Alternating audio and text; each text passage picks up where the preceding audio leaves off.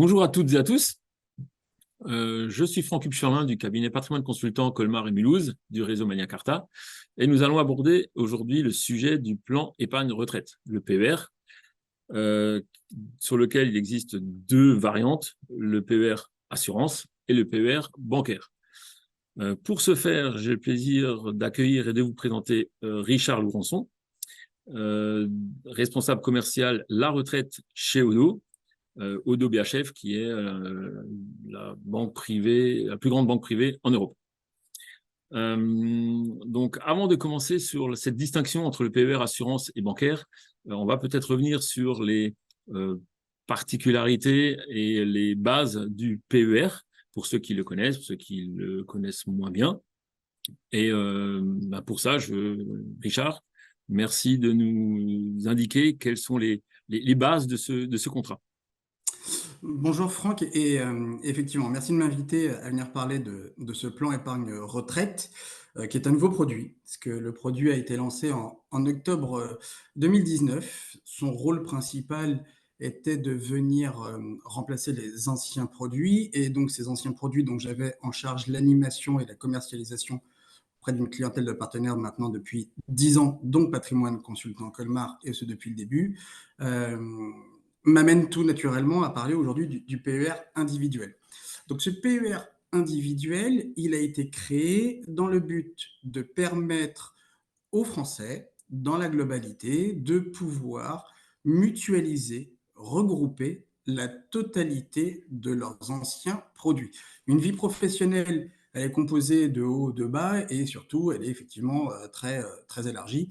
Et donc, on peut très bien à un moment avoir été non salarié, un moment fonctionnaire, un moment salarié, un moment sans emploi, et avoir eu l'opportunité d'avoir accès à différents produits retraite. Donc, en les regroupant, et c'est une des particularités de la loi Pacte, en les regroupant, l'idée était de permettre aux gens de pouvoir mutualiser et renforcer l'aspect sortie. C'était d'autant plus facile à ce moment-là. Éviter d'avoir à multiplier les demandes auprès des gens pour avoir la possibilité de sortir en une seule fois auprès d'un seul et même partenaire assureur dans l'absolu. Je dis bien assureur, hein, tu as parlé Franck effectivement de deux PER, on va y venir. Les anciens produits étaient essentiellement des produits d'assurance. Aujourd'hui, on peut avoir le choix entre un PER bancaire, assimilable à un compte titre, ou un PER assurantiel, très proche finalement de l'assurance vie. On a cette capacité de sortir en capital, c'est peut-être ce qu'il manquait auparavant dans les anciens produits retraite, et on a l'achat de la résidence principale, qui était également un cas déficient auparavant qui coinçait. Donc, une fois qu'on a mis tous ces produits en place et une fois qu'on a tout regroupé au sein du PER, eh bien, en fait, on va donc s'adresser à la totalité des personnes présentes sur le territoire. Donc, on va avoir aussi bien du retraité, parfois, puisqu'il y a d'anciens produits et ça se transfère, c'est aussi une chose qu'on va voir. Il y a du PERP, de la Madelin, du Préfonds, Corem, PCRH, article 83 et PERCO. Alors, ça fait beaucoup de termes, ça fait beaucoup de noms. Je vous invite évidemment à vous rapprocher des équipes de Patrimoine Consultant Colmar qui sauront parfaitement vous aiguiller sur 1, est-ce qu'il faut transférer, et 2, si le transfert se fait, vers quoi, comment, pour qui et combien. C'est toutes les questions que vous aurez à ce moment-là et les équipes sont parfaitement au point pour pouvoir vous orienter. Une fois qu'on a compris le principe du plan épargne retraite qui consiste à investir dans un contrat, aller sur différents supports, le gérer, et ça, ce sera votre rôle à vous. Nous apportons la solution et vous apportez justement vraiment tout le conseil. Eh bien, en fait, ce produit va permettre à l'entrée une déduction. C'est le cas général qu'on voit notamment à gauche. C'est une entrée qui se fait par le biais d'un versement, donc qui entraîne une déduction et non pas une réduction. C'est vraiment une différence. Et ça, Franck, tu es beaucoup plus au point que moi pour l'expliquer, mais c'est vraiment deux vecteurs différents. Et donc, on fait une entrée par une déduction. Ce versement sera déductible de votre revenu imposable dans le futur si vous décidez de racheter.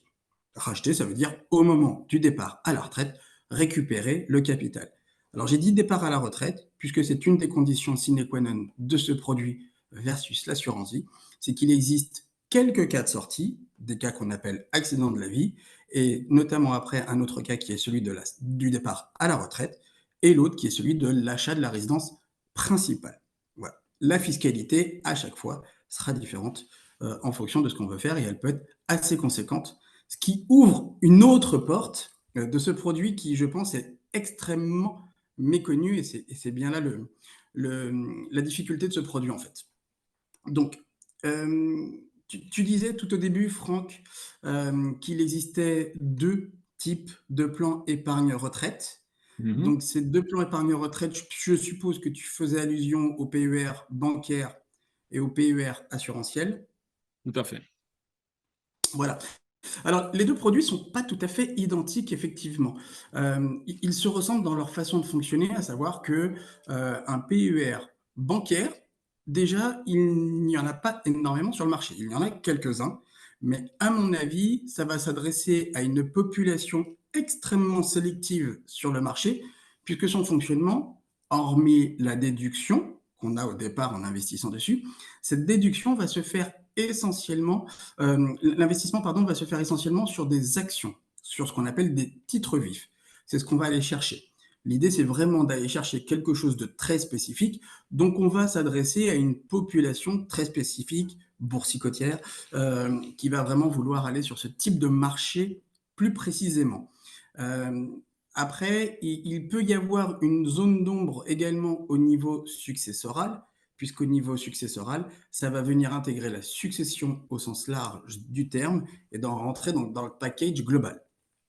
À mon avis, ça s'adresse vraiment à une population très choisie, assez minime, et pour la très grande, voire la très grosse majorité de la population aujourd'hui, on va plutôt se tourner vers le PER dit assurantiel, donc là où vous avez la garantie d'un assureur derrière, il y en a de nombreux sur le marché, et en fait, ce PER assurantiel va venir apporter des garanties différentes, des supports d'investissement différents, une gestion aussi différente sur la durée, tant en termes de support, fonds euros, SCI, produits structurés, unités de compte. Là, je rentre un peu dans le détail pour montrer que l'horizon est large, et surtout avec une clause bénéficiaire à l'intérieur, telle qu'un contrat d'assurance vie, et on va pouvoir justement, bah, plutôt que comparer, ça enchaîne sur les slides suivants, venir compléter l'assurance vie et peut-être désigner le bénéficiaire comme conjoint, justement, le conjoint comme bénéficiaire, exactement, pardon. Simplement pour compléter tes propos, effectivement, pour revenir sur les supports, je veux juste revenir et insister sur un support important pour nos clients, c'est le fonds en euros. En effet, le fonds en euros est disponible sur le contrat PER assurance, alors qu'il ne l'est pas sur le PER bancaire. C'est une petite parenthèse, je voulais le rajouter parce que c'est vraiment important pour nos clients. Tu fais bien. Donc, si je devais donner mon avis personnel, je dirais pas qu'il y en a un qui est mieux que l'autre. Je pense que chacun s'adresse à une population vraiment très différente. Maintenant, ne serait-ce que pour la clause bénéficiaire et la garantie et la sécurité que ça apporte, notamment en faveur du conjoint, j'aurais tendance à dire le PER compte titre, pourquoi pas. Et à un moment donné, donc passé 5 ans, puisqu'il n'y aura plus de frais de transfert, eh bien, à un moment donné, peut-être en se rapprochant de l'âge de la retraite, se poser la question d'un transfert de ce PER compte titre bancaire vers un PER plutôt assurantiel. Et là, ça peut représenter, à mon sens, une stratégie patrimoniale à développer. Je suis toutefois complètement persuadé, moi, que le PER assurantiel, aujourd'hui, peut répondre à une très grande majorité de personnes. Tu parlais du fonds euro, on parle aussi des SCI. Alors, les SCI, un petit peu compliqué en ce moment, mais il y en a très bien sur le marché. Et effectivement, il faut dans ces cas-là se faire conseiller. Puis, on ne met pas tous ces deux dans le même panier, donc on diversifie. Des unités de compte. J'ai la chance de représenter la maison Odo BHF et nous avons des unités de compte de qualité. Déstructuré, du private equity. Enfin, vraiment, on retrouve toutes ces catégories d'investissement au sein d'un PER en ayant la garantie de l'assurantiel derrière par le fonds euro. Tu en parlais tout à l'heure, les fonds euros aujourd'hui qui ont des taux qui ont largement remonté par l'effet de marché, mais qui permettent d'avoir un complément de garantie sécurisé à côté, justement pour être assez serein là-dessus. En matière de fiscalité, le PER, il a un avantage fort, c'est qu'il permet de déduire. Alors, il ne permet pas de déduire n'importe quoi, n'importe comment. Il y a des règles établies et donc on a ce qu'on appelle un plafond. Le plafond, c'est ce que vous voyez apparaître sur votre avis d'imposition. Il y a le déclarant 1 et le déclarant 2. Vous aviez même les enfants, alors on n'avait pas prévu d'en parler, mais je fais un tout petit lagus là-dessus, puisqu'il y a même, peut y avoir les enfants à côté avec les PER dits mineurs. il y a un rescrit à l'heure actuelle qui stipule que dans la loi de finances, il y aurait une volonté d'interdire la souscription de PER mineurs dans le futur. Donc, on va volontairement faire abstraction là-dessus, mais vous pouvez voir apparaître un plafond pour les enfants. Chaque plafond est individuel. Pardon. Non, et je voulais dire que là, ce qu'on voit à l'écran, c'est effectivement la partie sur votre avis d'imposition où effectivement figure plafond épargne retraite, où vous voyez le cumul des 3 dernières années disponibles que vous pouvez investir sur votre PER et qui viendrait en déduction de votre revenu imposable. Exactement. Et donc, l'investissement maximum serait à la hauteur de chaque année ou dans sa globalité. Et j'invite les clients qui seraient non salariés à se rapprocher des équipes de patrimoine consultant Colmar, puisque les non salariés ont même le droit à un plafond supplémentaire qui leur permet d'aller au-delà de ce montant, si jamais il y avait un souhait de faire financer, par exemple, ce contrat par la personne morale. Et donc là, c'est ce qu'on appelle le contrat dit personne morale TNS. Donc, une fois qu'on a utilisé ce plafond, qu'on l'investit, ce montant va donc venir en déduction de son revenu imposable et de facto, plus votre tranche marginale d'imposition est forte, plus votre économie d'impôt, évidemment, réalisée derrière est plus importante. Je parlais tout à l'heure de déduction, je ne parle pas de réduction, ça vient vraiment en amont sur le revenu imposable, ça vient le diminuer, et après, derrière, il y a le calcul de l'impôt sur lequel toi, Franck, et les équipes de patrimoine consultant, vous avez encore des outils pour pouvoir aller chercher la réduction. Donc, comme vous avez compris, en effet, on agit, contrairement à d'autres défiscalisations, sur le revenu et pas sur l'impôt. On va vraiment agir en amont. Et le timing n'est pas choisi au hasard, c'est que nous sommes au mois d'octobre, nous avons encore 2 mois, vous avez encore 2 mois, effectivement, pour agir sur vos revenus 2023 en cas de versement sur un PER, en cas de transfert, en cas d'abondement sur ces contrats-là. Exactement. Donc, on n'est pas soumis au plafonnement des niches fiscales. C'est là où ça représente un intérêt et ça va venir vraiment compléter votre approche fiscale complète. On l'a vu, l'aspect fiscal est important et la déduction sera d'autant plus importante que votre tranche marginale est importante. Maintenant, l'avantage du PER, il est flagrant, c'est ce côté déductible que je peux avoir. En fait, cet avantage, il a toutefois une contrainte. C'est qu'au moment du départ à la retraite, ce qui a donné lieu à déduction, donc ce qui m'a permis de baisser ma fiscalité, eh bien, en fait, va être taxé le jour où je décide de partir à la retraite. Et en partant à la retraite, le capital que j'ai versé donne lieu à une taxation à l'impôt sur le revenu. Si, exemple, j'ai mis 10 000 euros et que je les récupère plus tard, les 10 000 euros de déduction seront taxés dans le futur. Toutefois, les intérêts, eux, seront taxés à 30% au moment du départ à la retraite. Donc, on peut le voir, ça peut venir même peut-être faire dire à certaines personnes que le PER, ce n'est pas le produit dont ils ont besoin ou que le produit en lui-même ne répond pas à leur désirata. Je peux comprendre. Toutefois, c'est quelque part un décalage de paiement d'impôt.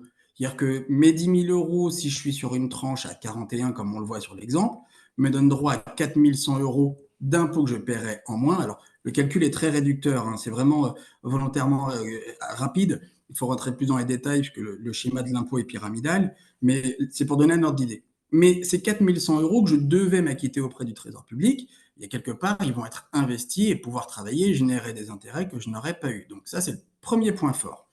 Le deuxième point fort, c'est de se dire qu'il est possible de ne pas racheter. Il est possible de ne pas récupérer ce capital. Ça, c'est une particularité qui n'existait pas auparavant. Et on est dans le schéma juste avant, où effectivement, eh bien, le PER individuel va me présenter un avantage à l'entrée. Je vais pouvoir investir sur ce que je veux. Et le jour où je récupère, eh ben, j'ai une fiscalité, et entre guillemets, je m'adapte et tant pis pour moi. Et en fait, donc, je récupère pour la retraite. À l'inverse, à côté, j'aurais investi sur un contrat d'assurance vie, j'aurais pas eu d'avantage à l'entrée, j'investirais exactement quasiment sur les mêmes supports qu'un PER, donc là, les produits sont vraiment assez similaires, mais j'ai un avantage fiscal, évidemment, de la durée de détention de ce contrat sur la durée. Et j'aurai un avantage au moment. Mais je vais plutôt le dédier à la transmission. C'est-à-dire que j'ai un avantage de récupération, mais je ne vais pas récupérer, je vais plutôt le dédier à la transmission. Eh bien, en fait, ce que j'aimerais, moi, aujourd'hui, c'est faire rentrer, entre guillemets, ancrer un peu plus dans une vraie stratégie patrimoniale, le PER et de se dire, eh bien, est-ce qu'on ne peut pas en fait imaginer qu'il s'agit d'une grosse poche commune et que au lieu de racheter sur mon PER individuel, eh bien, je vais regarder, je ne dis pas qu'il faut le faire, mais je vais regarder en m'appuyant sur vos conseils, regarder si ça n'est pas plus intéressant de récupérer sur mon contrat d'assurance vie si je n'ai besoin que de 5 ou 10 ou 15 000 euros en vue de me faire un complément de revenu. Pourquoi je dis ça? C'est qu'en fait, l'élément assez méconnu du PER individuel, c'est qu'il y a donc la clause bénéficiaire, on en parlait tout à l'heure, et c'est là où le PER assurantiel, à mon sens, prend un peu plus d'amplitude et peut-être plus d'intérêt que le PER bancaire. C'est que cette clause bénéficiaire, je vais donc désigner mon conjoint bénéficiaire de mon contrat PER individuel, et en cas de décès, mon conjoint récupérera de la même façon que si c'était un contrat d'assurance vie le capital présent sur ce PER individuel, sur ce contrat, sans fiscalité. Et selon les supports sur lesquels on est investi, il peut même n'y avoir aucun prélèvement social. Donc il y a même peut-être un avantage transmission pour le PER versus l'assurance vie. Et l'assurance vie aura évidemment un avantage à la sortie sur les rachats que je voudrais faire. Donc, l'idée de ce PER et de cette assurance vie qu'on compare tout le temps, qu'on met l'un en face de l'autre, c'est de se dire, est-ce que je ne peux pas les mettre dans une gestion commune et une vraie stratégie patrimoniale, avoir les deux dossiers sur la table le jour où on fait un point avec vous, là je me mets dans la peau du client, et de dire, Franck, qu'est-ce que je fais? Est-ce qu'il vaut mieux que je rachète sur le PER? Est-ce qu'il vaut mieux que je rachète sur l'assurance vie? Est-ce qu'il vaut mieux que je dédie le PER Et à partir de là, avoir une vraie stratégie patrimoniale à l'entrée, pendant la durée de vie du contrat et surtout à la sortie.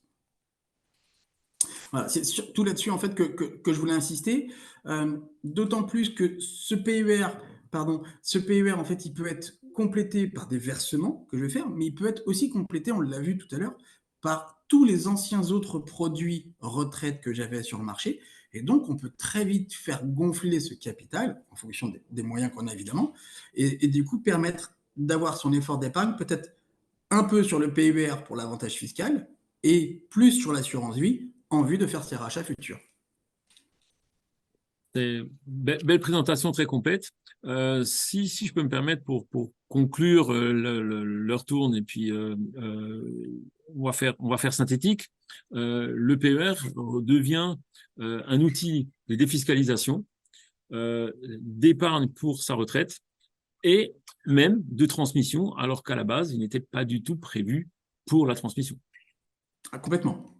Complètement. Et c'est pour ça que je dis qu'à mon sens, malheureusement, le produit est méconnu, parce que tu peux avoir des clients qui vont te dire non, ce produit, vu la fiscalité à la fin, je n'en veux pas. Ça arrive très régulièrement. C'est pas possible, ça coûte trop cher, la fiscalité est trop lourde. C'est vrai. Alors après, elle est lourde en fonction de sa tranche. Il y aura des personnes qui peut-être baisseront d'une tranche à une autre. Mais aujourd'hui, la fiscalité est telle que la tranche à 30%, on y arrive malheureusement, ou heureusement, très vite. Et donc, l'écart n'est pas assez sensible.